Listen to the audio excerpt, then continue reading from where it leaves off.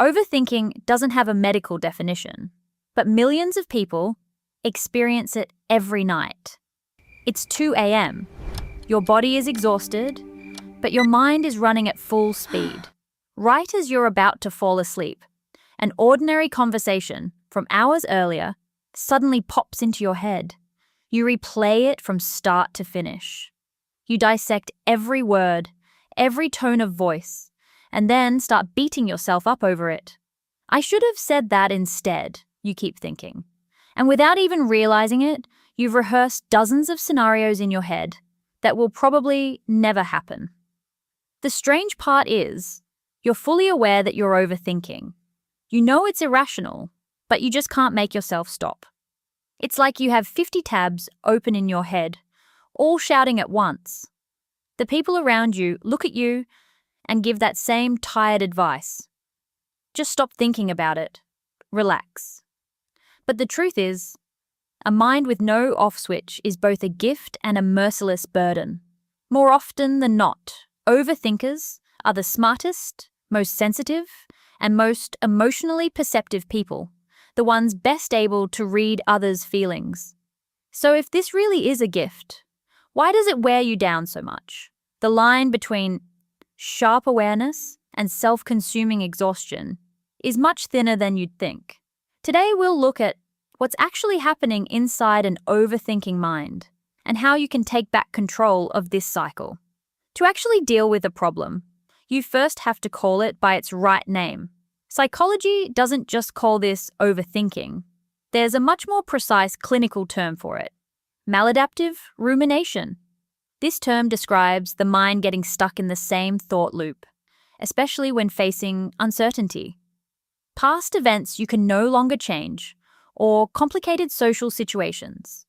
The people around you, even the ones closest to you, might say things like, "You're too sensitive," or "You blow things out of proportion. That's why you worry so much." But science doesn't back up that shallow judgment. Research from Yale and Michigan universities shows the opposite. The reason you ruminate isn't weakness. More often than not, the real reason is that your brain has an exceptionally advanced pattern recognition system. Think of your nervous system as a highly advanced military radar. It scans constantly, processes non-stop, always searching for the hidden meaning beneath the surface of every situation. Your real problem was never a lack of intelligence. The real issue is that this radar system never receives the signal, "All clear, you can shut down now." From a neuroscience perspective, the key player here is the prefrontal cortex. Think of it as a powerful CEO in charge of planning and logical thinking. In a healthy brain, this CEO balances out alarm signals coming from the amygdala and hits the brakes. But when you're caught in an overthinking loop, this CEO becomes unable to do its job and loses the reins. Instead of staying in control, it surrenders to the relentless inner chatter of the background system, known as the default mode network, DMN. This combination turns the mind into something that's essentially always on. On one hand, you're constantly replaying everything that's already happened. On the other, you're mentally drafting responses to conversations that haven't even taken place yet. Think of your brain like a Ferrari with a powerful V8 engine, except it's stuck in neutral while you're flooring the gas.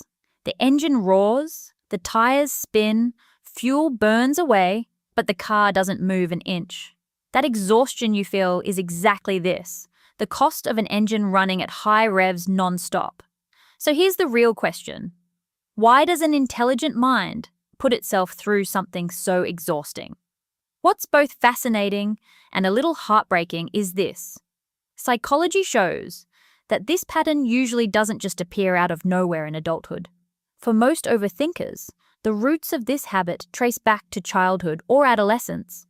Stop for a moment and look back.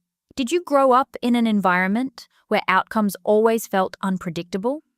A child who grows up in a home where the adults, parents, or caregivers' moods could shift without warning, or where even the smallest mistake led to disproportionate consequences or harsh criticism, develops a very logical survival strategy: predict everything in advance.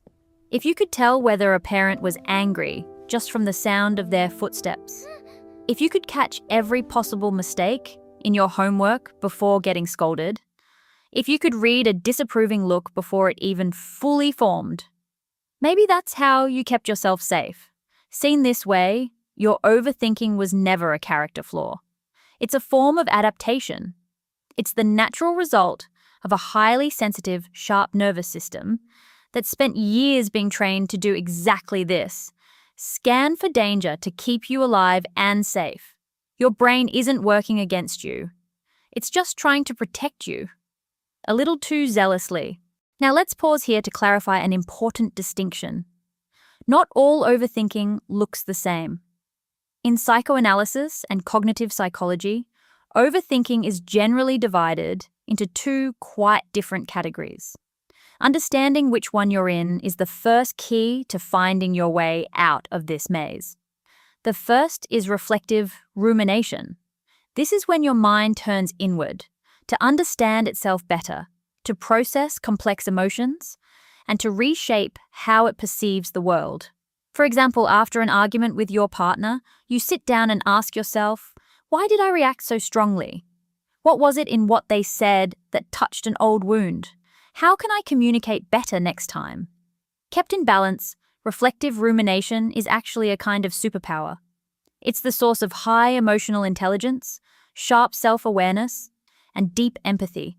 It helps you grow. The second is brooding rumination.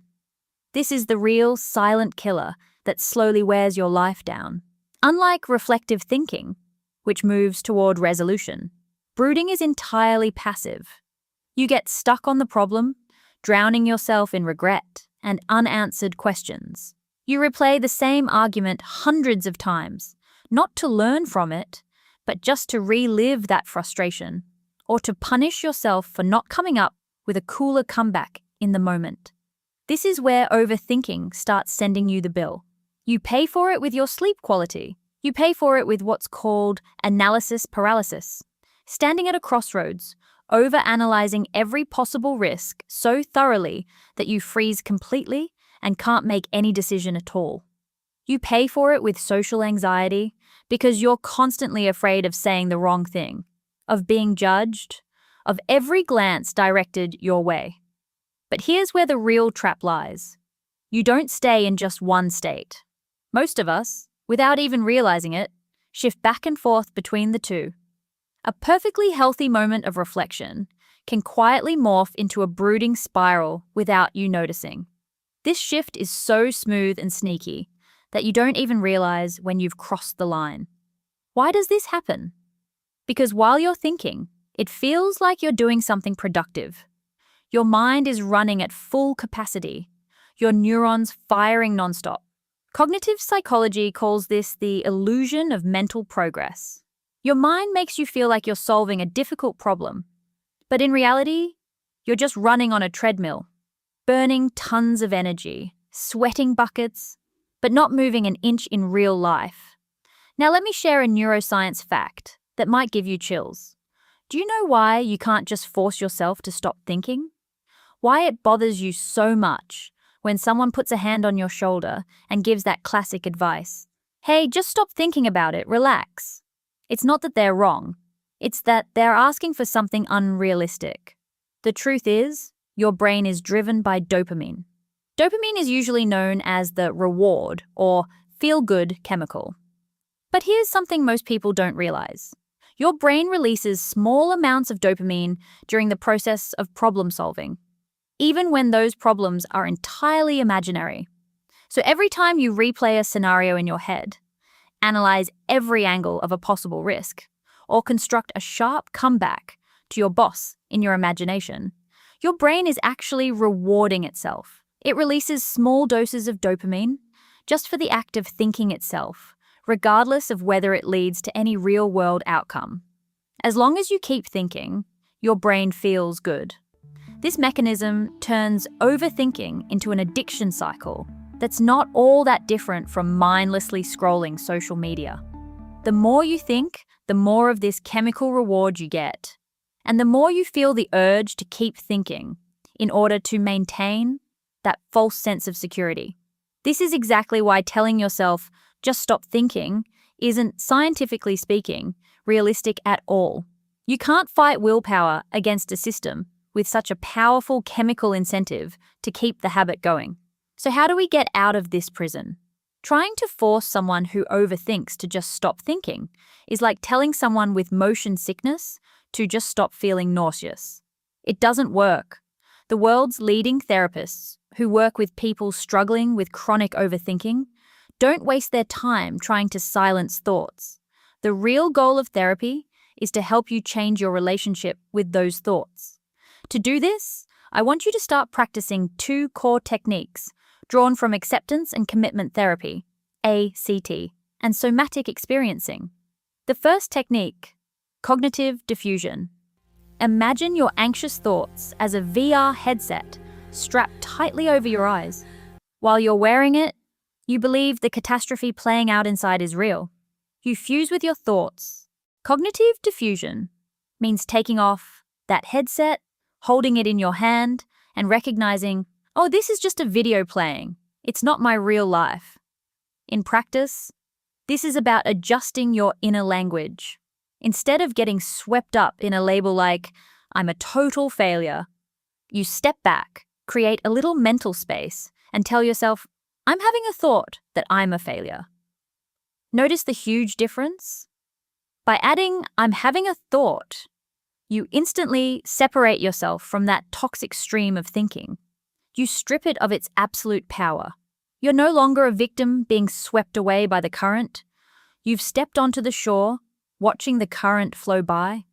This small shift helps redirect blood flow and neural activity away from the amygdala, the center of panic and emotional reactivity, and back toward the prefrontal cortex, the center of logic and awareness. You're letting your brain understand. This is just raw data being processed, not a life sentence about who I am. The second technique, update the safety signal for your central nervous system. At its core, overthinking happens because your nervous system is still running on old, outdated survival software, still assuming the world around it is full of danger. That's why you can't reason your way into calming it down. To retrain it, you need to speak the language of the body. When your mind starts racing, your heart starts pounding, and you feel yourself being dragged into an endless anxiety loop, you need to interrupt that flow immediately with real sensory experiences. Pull your mind out of the future and drop it directly into the present moment. You can use the well-known 5-4-3-2-1 grounding technique. Stop and find 5 things you can see right now, 4 things you can touch. Feel the texture of the table, the softness of your clothes, 3 sounds you can hear, like a fan humming or birds chirping, 2 things you can smell, and 1 thing you can taste. Or take a more direct, intense route. Splash ice-cold water on your face or lift something heavy at the gym. Why does this work? Because the brain's default mode network, DMN, can't do 2 things at once. When you force it to focus on powerful, physical signals from the real world, it's forced to pause the imaginary conversations it's been running. This is exactly how you take your mind by the hand, pull it out of that dark movie theater, and show it daylight again. You're sending a clear biological message. Look, the environment is different now. There's no predator chasing us. You've grown, you can protect yourself, and it's safe enough now to rest. Putting all these psychological pieces together, there's a bigger message here than just a few personal tips. Overthinking is not a character flaw. It's nothing to be ashamed of. It's not proof that you're weak, unstable, or losing your mind. At its core, it's proof of an exceptionally high processing mind. One that once had to learn to stay hyper-alert and aware in a world that felt unpredictable. It's proof of just how hard you've fought to survive. Your real challenge in life isn't to eliminate those thoughts entirely or shut down your natural sensitivity and sharpness.